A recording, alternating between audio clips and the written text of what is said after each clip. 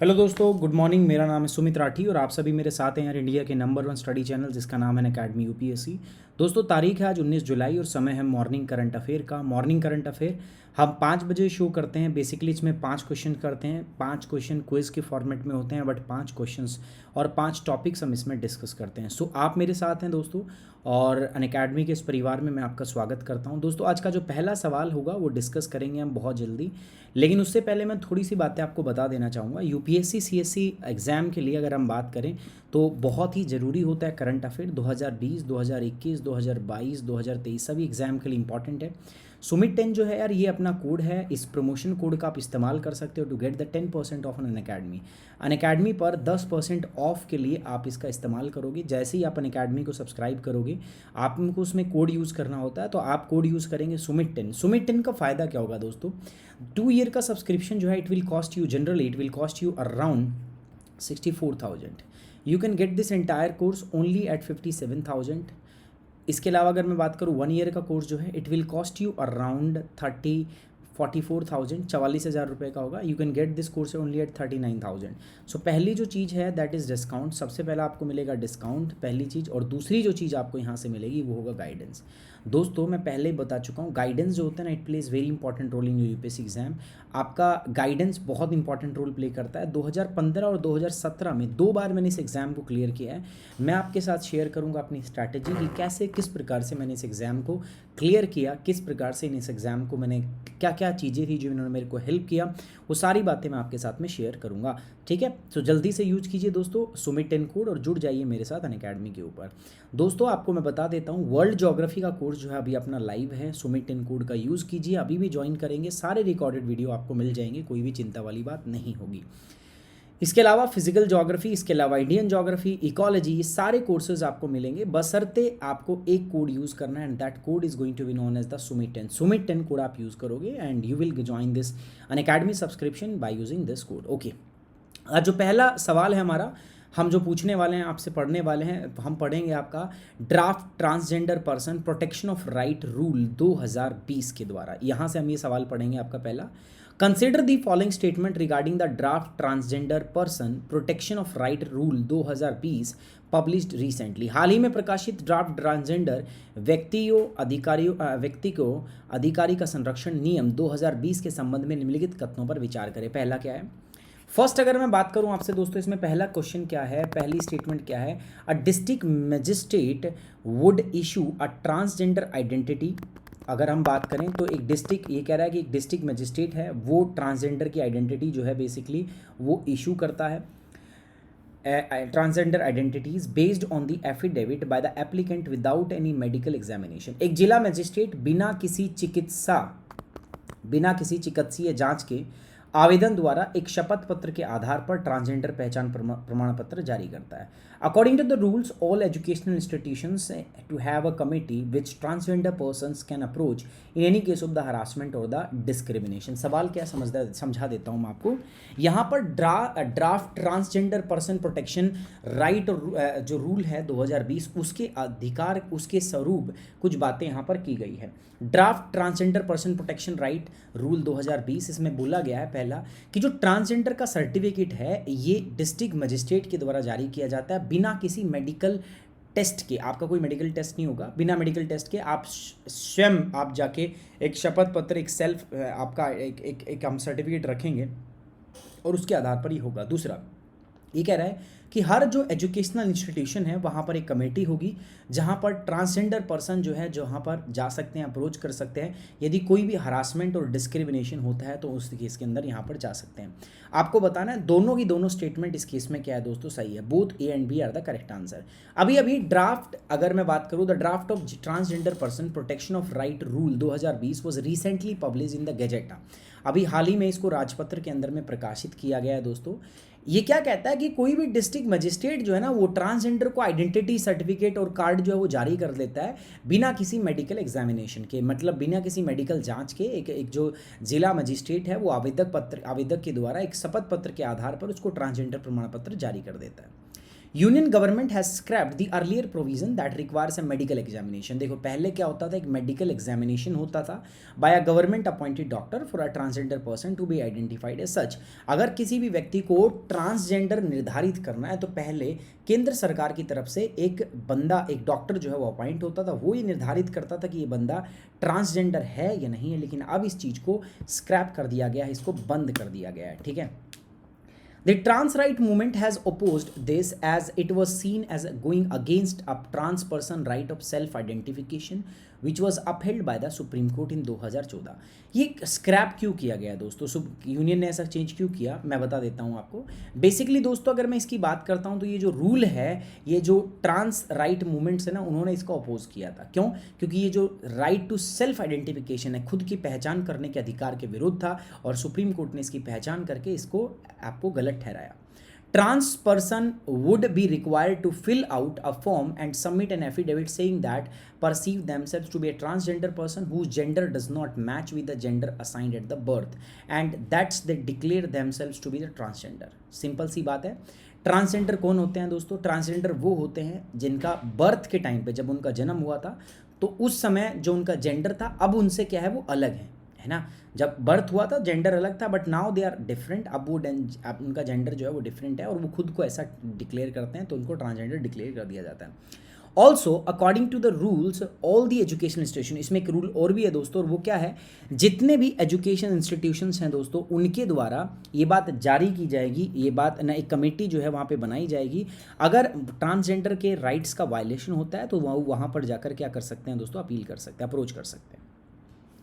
अगला सवाल है दोस्तों, national institute of disaster management NIDM, ministry of home affair, government of India के द्वारा resilient India and disaster free India, क्या है देख लेते हैं। Consider the following statement regarding the national institute of disaster management, राष्ट्रीय आपदा प्रबंधन संस्थान के संबंध में निम्नलिखित कथनों पर विचार करें। It has been entrusted with the responsibility for planning and promoting training and research in the area of disaster management। इसे आपदा प्रबंधन के क्षेत्र में प्रशिक्षण और अनुसंधान की योजना बनाने और बढ़ावा देने की जिम्मेदारी आपका सौंपी गई है। The institute constituted under the Act of Parliament works under the Ministry of Home Affairs। संसद के एक अधिनियम के तहत गठित संस्थान गृह मंत्रालय के अधीन काम करता है।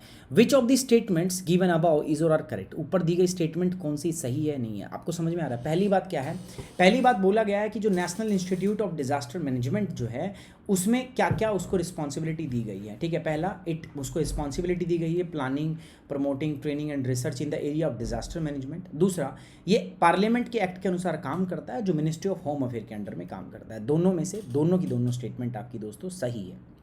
अभी हुआ क्या है दोस्तों, अभी मैं बताऊं आपको, तो यूनियन होम मिनिस्टर जो आपके हैं, union minister of state for home minister has recently presided over an inaugural session of the webinar thunderstorm and lightning. जो थंडरस्टॉर्म और लाइटनिंग है उनके ऊपर एक वेबिनार को उन्होंने होस्ट किया। Basically it was organised by the national institute of disaster management in collaboration with the Indian meteorological department. Indian meteorological department के कोलैबोरेशन के अंदर ये शुरू किया गया है। The aim of this webinar was to sensitize the participation about the hazardous vulnerability risk capacity assessment HVRC, forecast preparedness and the mitigation of thunderstorm and lightning beside the technical knowledge and the available resources for the timely response and recovery। Simple बात है। इसको purpose क्या था दोस्तों, इस webinar का उद्देश्य था प्रतिभागी को समय समय पर प्रतिक्रियाओं और पुनर्प्राप्ति के लिए तकनीकी ज्ञान उपलब्ध कराना, ठीक है। किसके बारे में? आपका थंडरस्टॉर्म और लाइटनिंग के बारे में, ठीक है। अब जो नेशनल डिजास्टर मैनेजमेंट है उसके बारे में बात करें तो ये नेशनल डिजास्टर मैनेजमेंट एक्ट 2005 के द्वारा में इसको गठित किया गया था। ये मिनिस्ट्री ऑफ होम अफेयर के अंडर में काम करता है। It has been entrusted with responsibility for planning and promoting training and research in the area of disaster management, documentation and development of national level information based relating to the disaster management policies, prevention mechanism and mitigation measures. इसे आपदा प्रबंधन नीतियों, रोकथाम तंत्र और शमन उपायों से संबंधित राष्ट्रीय स्तर के सूचना आधार के विकास, आपदा प्रबंधन, प्रलेखन, राष्ट्रीय स्तर की सूचना आधार के विकास आदि के लिए इसको बेसिकली मतलब बनाया गया है। ठीक है, पहले इसका नाम जो था कुछ और था दोस्तों। पहले अगर मैं बात करूं तो इसका नाम था Indian institute for public administration in 2003। It was redesignated as NIDM from the national centre for disaster management. पहले इसका नाम था national centre for disaster management, उसको बदला गया नाम। Both the national centre and the national institute of NIDM has performed a crucial role in bringing disaster risk reduction at the forefront of the national agenda. Purpose क्या है दोस्तों, जो disaster है, जो आपदा जोखिम है, उसको मिनिमाइज करना है। चाहे वो NIDM की बात कर ले हम, चाहे NCDM की बात कर ले, दोनों का पर्पस सेम था कि किस प्रकार से जो राष्ट्रीय जोखिम है, प्राकृतिक आपदाओं से जो हमारे जोखिम है उनको मिनिमम करने। ऐसी कोई अथॉरिटी, ऐसी कोई ऑर्गेनाइजेशन तो है ही नहीं कि प्राकृतिक आपदाओं को बंद ही कर दे, है ना, दे आर नेचुरल। बट इनका पर्पस क्या है दोस्तों, इनका पर्पस ये है कि जो आपदा है, जो आपका डिजास्टर है, इनसे जोखिम जो है वो कम से कम आपका हो पाए। अगला सवाल करते हैं दोस्तों बात farmer produce trade and commerce promotion facilitation ordinance 2020। केंद्र सरकार ने अभी एक ऑर्डिनेंस जारी किया है। इस अध्यादेश के चलते अगर हम बात करें तो कुछ बदलाव किए गए हैं जिसमें पंजाब सरकार ने इसका विरोध किया है। क्या है चीज़ें पढ़ लेते हैं। Consider the following statement regarding the farmer produce trade and commerce promotion facilitation ordinance 2020। किसान के व्यापार और वाणिज्य संवर्धन और सुविधा अध्यादेश 2020 के संबंध में निम्नलिखित कथनों पर विचार करें। Number 1, farmer is defined as a person engaged in the production of farmer produce by self or hired labor।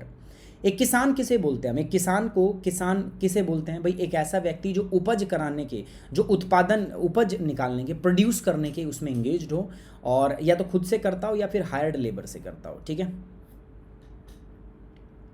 The ordinance allows state government to levy the market fees on the traders। अध्यादेश जो है वो राज्य सरकारों को व्यापारियों पर बाजार शुल्क लगाने की अनुमति देते हैं।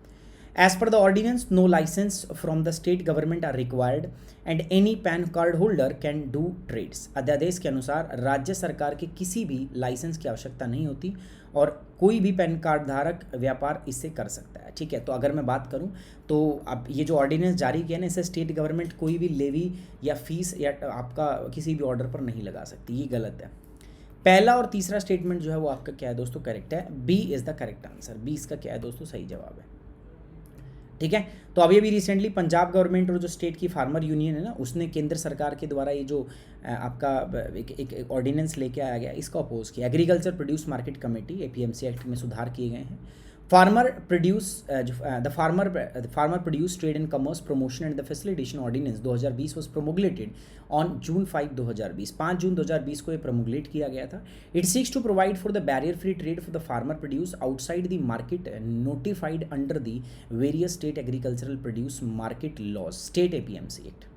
ये विभिन्न राज्य कृषि उपज बाजार कानूनों, राज्य APMC अधिनियम के तहत अधिसूचित बाजारों के बाहर किसानों की उपज को अवरुद्ध मुक्त व्यापार प्रदान करना चाहता है। देखो बेसिकली क्या है दोस्तों, अभी अगर हम बात करें तो APMC एक्ट जो होता है ना, उसके तहत कुछ आप नोटिफाइड एरियाज़ हैं, स्टेट के बाहर आप व्यापार नहीं कर सकते, है ना। फार्मर जो उगाएगा उसको स्टेट में जो अंडर में जो मंडियाँ उसमें बेचना पड़ेगा। लेकिन अभी जो है, अभी ट्रेड फ्री बैरियर हो गया, मतलब एक किसान किसी अपने स्टेट के बाहर भी क्या कर सकता है, प्रोड्यूस को सेल कर सकता है।